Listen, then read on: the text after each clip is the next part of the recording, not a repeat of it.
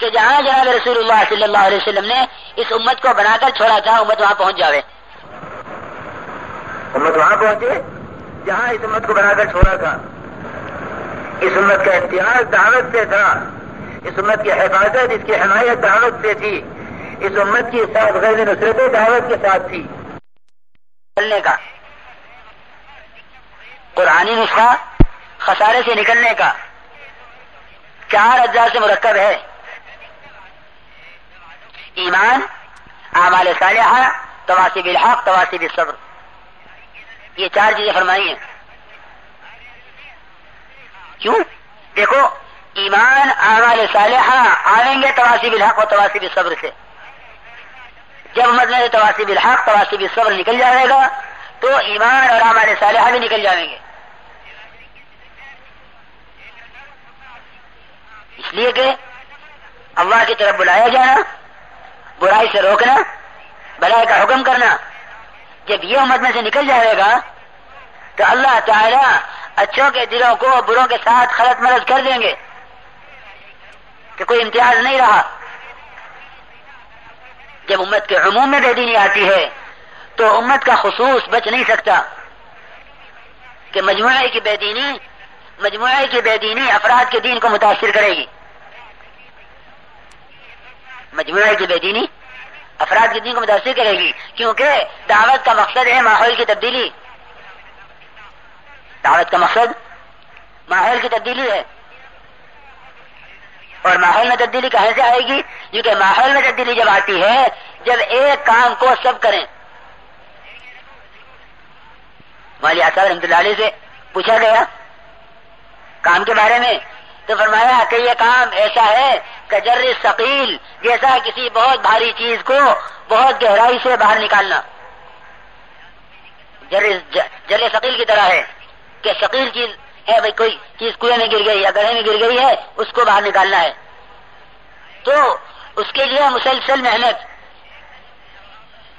کہ اگر چھوڑ دیا تو وہاں پہنچے گی جہاں تھی.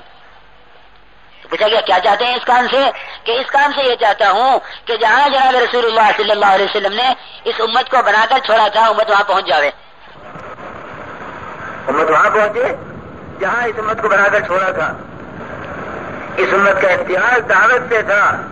اس امت کی حفاظت، اس کی حمایت دعوت سے تھی. اس امت کی ساتھ غیر نصرت دعوت کے ساتھ تھی. اس لیے کہ یہ بات میرے دوستوں اچھی طرح ہم جان لیں کہ نصرت دعوت کے ساتھ ہے. نصرت کس کے ساتھ ہے؟ نصرت دعوت کے ساتھ ہے.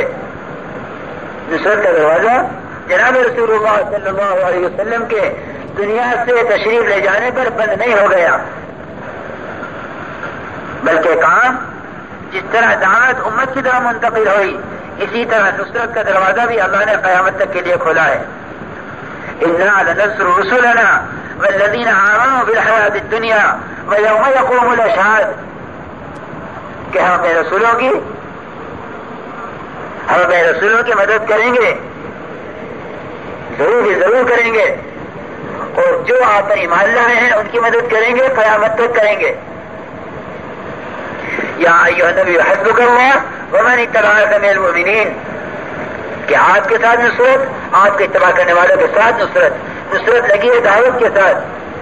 میرے دوست بزرگوں، اپنی دعوت پر اگر اس کام کو صحیح یقین کے ساتھ، اس کام کو یقینی کام سمجھتے ہوئے، انبیاء علیہ السلام کا کام اس کام کو یقینی قرار دے کر، ہاں یہ نبوت والا کام ہے، اسے نبوت والا کام یقینی قرار دے کر اگر اس کے تقاضوں کو پورا کیا جائے تو غیبی نصرتوں کا دروازہ کھلا ہوا ہے. اور اب بھی اللہ رب العزت وہ نصرتیں نازل فرماوے گا جو نصرتیں اللہ نے اب سے پہلے نبیوں کے ساتھ کی ہیں.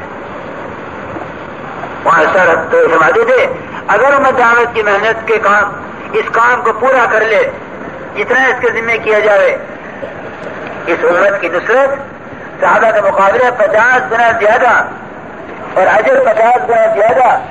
ادھر امت کا دور امت کی طرف بغیر فصل کے، بغیر تغیر کے، بغیر تبدل کے یہ امت کی طرف منتقل ہوئی ہے. یہ ذمہ داری ہے. اور کس طرح منتقل ہوئی؟ تو کس طرح منتقل ہوئی؟ اوہو، جناب رسول اللہ صلی اللہ علیہ وسلم نے آتے ہی امت نے جو کام کیا خود امت کے تمام طبقوں میں ایک وقت میں دعوت دی.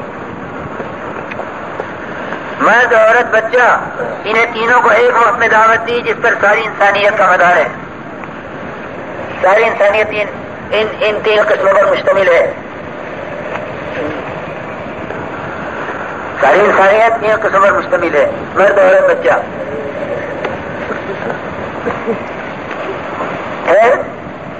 یہ تو پہلے دن کی بات ہے کہ مردوں میں حضرت ابوبکر صدیق رضی اللہ تعالیٰ عنہ اور بچوں میں حضرت علی رضی اللہ عنہ اور عورتوں میں خدیجہ کبریٰ رضی اللہ تعالیٰ عنہ. یہ تو پہلے دن کی بات. اور آخری دن کی بات بھی سنو. آپ دنیا سے جس وقت پیدا فرما رہے تھے آپ نے امت کو 3 باتیں فرمائی. ان 3 باتوں میں پورا دین حقوق اللہ کے اعتبار سے تمام حقوق اللہ، تمام حقوق العباد اور دعوت کی محنت، یہ تینوں چیزیں حضور اکرم صلی اللہ علیہ وسلم نے امت کو آخری دن بالکل دنیا سے پردہ فرماتے فرماتے امت کے حوالے کی ہیں. حقوق اللہ، حقوق العباد اور دعوت، یہ تینوں چیزیں. الصلاۃ وما ملکت ایمانکم انفذوا جیش اسامہ. یہ 3 باتیں آپ کی آخری ہیں. یہ 3 باتیں آپ کی آخری ہیں. الصلاۃ وما ملکت ایمانکم انفذوا جیش اسامہ. یہ 3 باتیں آپ کی آخری ہیں. الصلاۃ میں تمام حقوق اللہ آ گئے ہیں. وما ملکت ایمانکم میں تمام حقوق العباد آ گئے ہیں. اگر غلام کا حق آ گیا ہے تو باپ کا بدرجہ اولا آ گیا، بیوی کا بدرجہ اولا آ گیا، ماں کا بدرجہ اولا آ گیا، استاد کا بدرجہ اولا آ گیا، بڑے کا بدرجہ اولا آ گیا، مسلمان کا حق بدرجہ اولا آ گیا. غلام کا حق بتا دیا ہے. اب اس سے نیچے کوئی چیز نہیں کہ سب سے آخری درجے کی چیز ہے غلام. مراتب میں سب سے آخری مرتبے کا فرد غلام ہے. تو جب یہ کہہ دیا وما ملکت ایمانکم تو سارے حقوق العباد اس میں آ گئے. الصلاۃ کہ سارے حقوق اللہ اس میں آ گئے. انفذوا جیش اسامہ کہ میرے وفات سے متاثر ہو کر اسامہ کے لشکر میں دیر نہ ہو جائے.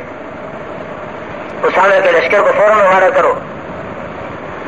اسامہ کے لشکر کو فوراً روانہ کرو کہ یہ نہ ہو کہ دعوت کی محنت نہ نبوت سے امت کی طرف کسی فصل سے یا کسی تاخیر سے منتقل ہوئی ہے. نہیں، آپ دنیا سے تشریف لے جا رہے ہیں اور آپ نے آدم سازی کا کام پورا کر کے آپ نے اپنی ذمہ داری کے حاملین تیار کر دیے. لو کان بعدی نبی لکان عمر، ایسی صلاحیت والے آدمی بنا دیے.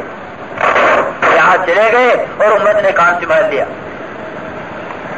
میرے دوست بزرگوں، وہی دعوت والی محنت ہے، وہی نبوت والا کام ہے. لیکن یہ بات یاد ہم اچھی طرح جان کے رکھیں کہ جب امت کے اندر سے دعوت نکلے گی امت میں سے دین نکلے گا. یہ بات یقینی ہے.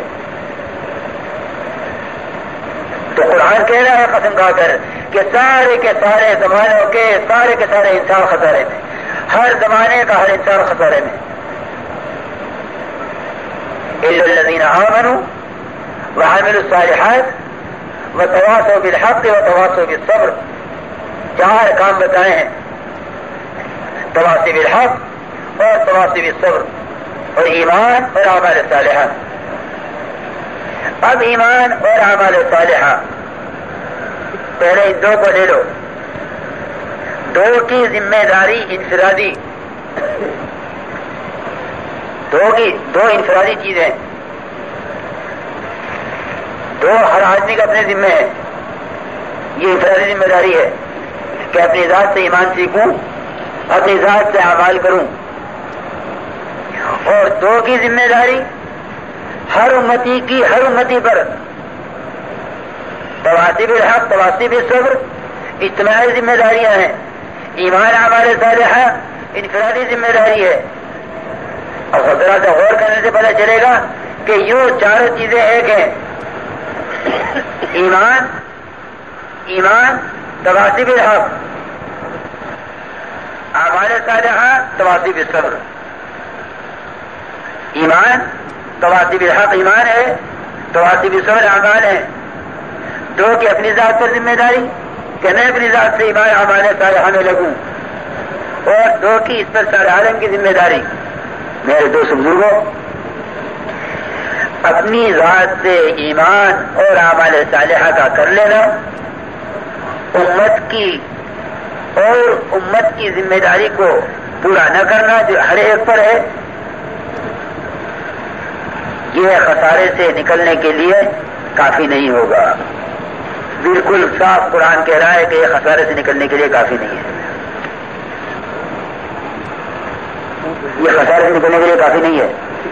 میری نماز، میرا روزہ، میرا حج، میری زکوٰۃ، میری تسبیح، میری تلاوت، میرا ذکر، میرے اعمال صالحہ، میرے اخلاق، میرے معاملات، میرا معاشرہ، میرا گھرانہ، میری قبر، میرا حشر، میری جنت، میری دوزخ میں جل،